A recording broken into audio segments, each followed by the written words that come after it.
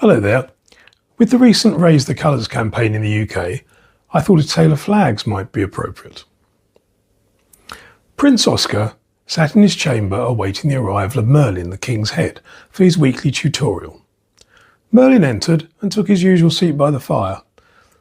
"Have you completed your homework, my prince?" he inquired.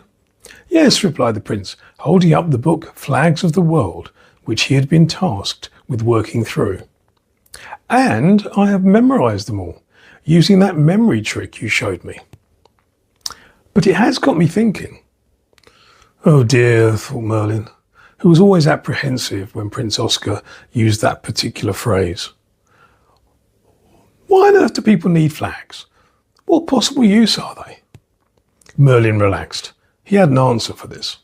"Well, Your Highness, people like to belong to a group like them. A flag is a powerful symbol of this togetherness. And this need for togetherness often arises in times of worry and anxiety.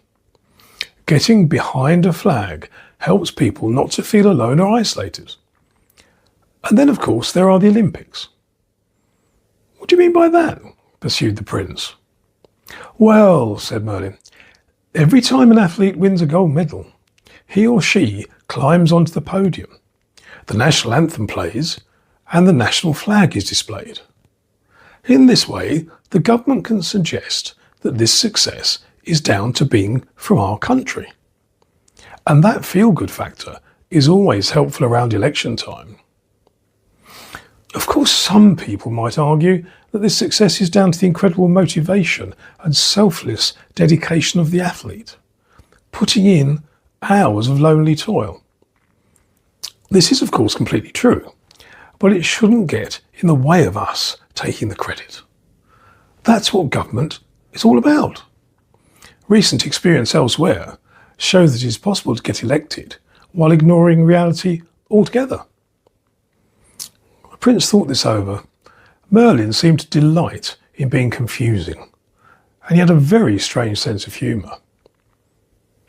"One thing though, Merlin," the prince began, "doesn't that imply that our flag is better than other flags?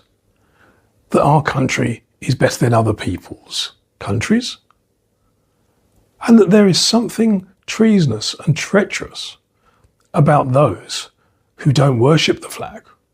Surely, as we are all human beings, we should have just one flag representing us all."